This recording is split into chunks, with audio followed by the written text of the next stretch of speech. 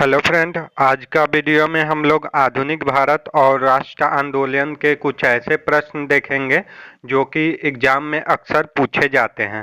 तो चलिए शुरू करते हैं। आज हमारा पहला प्रश्न है, भारत के ब्रिटिश साम्राज्य के स्थापक निम्नलिखित में से कौन था? तो इसका सही उत्तर होगा लॉर्ड क्लाइव। लॉर्ड क्लाइव 23 जून 1757 को प्लासी के युद्ध में बंगाल के नवाब सिराजुद्दौला को हराकर लॉर्ड क्लाइव ने अंग्रेजी राज्य का प्रभाव बढ़ाया, जो आगे चल के उस अनेक युद्ध के बाद ब्रिटिश साम्राज्य की स्थापना में सहायक हुआ। तो ये हमारा पहला प्रश्न था। और हमारा दूसरा प्रश्न, भारत में पुर्तगाली शक्ति का वास्तविक संस्थापक कौन था? तो इसका सही उत्तर होगा अल्बुकर्क। अल्बुकर्क भारत आने वाला पहला पुर्तगाली वास्को डिगामा माना जाता है। 1498 ईस्वी में केरल के राजा जमोरिन के दरबार में मसालों के व्यापार हेतु वास्को डिगामा आया। आगे चल के अब अल्बुकर्क के नेतृत्व में गोवा के बीजापुर के सुल्तान से जीतकर पुर्तगाली राज्य की नींव डाली। तीसरा प्रश्न है, कोलकाता नामक शहर का संस्थापक किसे माना जाता है? तो इसका सही उत्तर होगा जॉब चार्नोक। जॉब चार्नोक ने 1698 में सुल्तानाती गोविंदपुर एवं कोलकाता नमक गांव को खरीद कर जो नगर बसाया वही कोलकाता शहर कहलाया। चौथा प्रश्न है, ब्रिटिश ईस्ट इंडिया कंपनी की पहली फैक्ट्री स्थापित की गई थी। तो इसका सही उत्तर होगा सूरत में। ब्रिटिश ईस्ट इंडिया कंपनी की स्थापना 31 दिसंबर 1600 ईस्वी में स्थापित की गई थी। उस समय इंग्लैंड की महारानी एलिजाबेथ प्रथम थी तथा भारत के मुगल साम्राज्य अकबर का शासन था। प्रारंभ में 15 वर्ष के लिए व्यापार की अनुमति थी।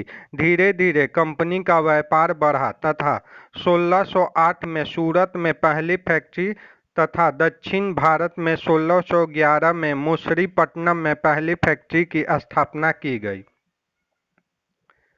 पांचवा प्रश्न है, किस युद्ध में भारत में ब्रिटिश प्रभुत्व स्थापित किया? तो इसका सही उत्तर होगा बक्सर का युद्ध। 23 जून 1757 को प्लासी के युद्ध ने बंगाल के अंग्रेजी राज्य की महत्व को बढ़ाया है, किंतु बंगाल में कंपनी किंग्स मेकर की भूमिका में थी। 22 अक्टूबर 1764 को बक्सर के युद्ध में कंपनी को बंगाल का पुनः स्थापित कर दिया। अगला प्रश्न है, कर्नाटक का युद्ध किस विदेशी शक्तियों के बीच लड़ा गया था? तो इसका सही उत्तर होगा ब्रिटिश एवं फ्रांस। कर्नाटक का युद्ध प्रारंभ फ्रांसीसी गवर्नर डुप्ले की नीतियों के कारण हुआ।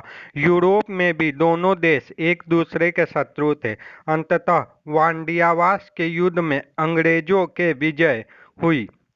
कर्नाटक का युद्ध से ही यूरोपीय शक्तियों को भारत मामले में हस्तक्षेप की ठोस शुरुआत हुई।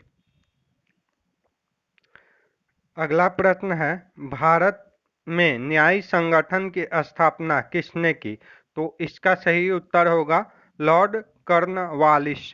लॉर्ड कॉर्नवालिस को भारत के न्याय एवं प्रशासनिक संस्थाओं की नींव डालने का श्रेय दिया जाता है। आधुनिक पुलिस प्रणाली की स्थापना भी इसी के द्वारा की गई।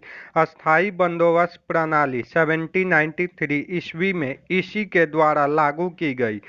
इस प्रणाली को इस्तामारी एवं जमींदारी प्रणाली भी कहते हैं। प्रश्न है, निम्नलिखित में से सही सुमेलित नहीं है।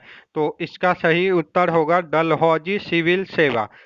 डलहौजी ने भारत में रेल डाक तार प्रणाली के प्रारंभकर्ता माना जाता है। इसी डलहौजी के शासनकाल में उच्च शिक्षा हेतु चार्ल्स वुड डिस्पैच पारित हुई, जिसके आधार पर आगे चल के 1857 में 3 विश्वविद्यालय स्थापित हुई। इसके अलावा हम लोग दूसरा ऑप्शन देखते हैं, कॉर्नवालिस ने अस्थायी बंदोबस्त, बेलेजरी सहायक संधि प्रणाली और विलियम बेंटिंक सती प्रथा को समाप्त किए थे। भारत में आर्थिक दोहन के सिद्धांत को किसने प्रतिपादित किया? तो इसका सही उत्तर होगा दादा भाई नौरोजी।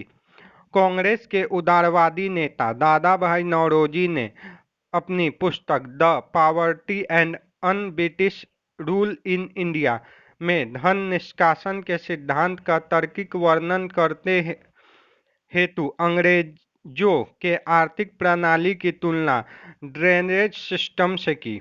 10वां प्रश्न है, 1857 के स्वतंत्रता संग्राम का प्रतीक था कमल और रोटी।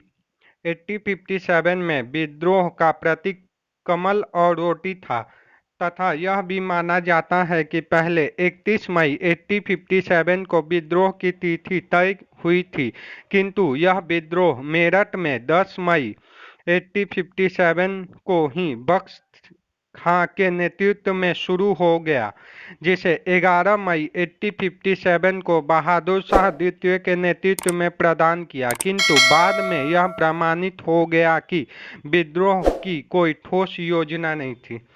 तो फ्रेंड, आज के लिए बस इतना ही, और नेक्स्ट वीडियो में मैं इससे ज़्यादा प्रश्न लाऊंगा, साथ में स्टेप बाय स्टेप क्वेश्चन भी लाऊंगा। तो डाउनलोड करनी है तो डिस्क्रिप्शन में लिंक दिया है, वहां जाके आप क्लिक करें। Okay, thank you for watching this video.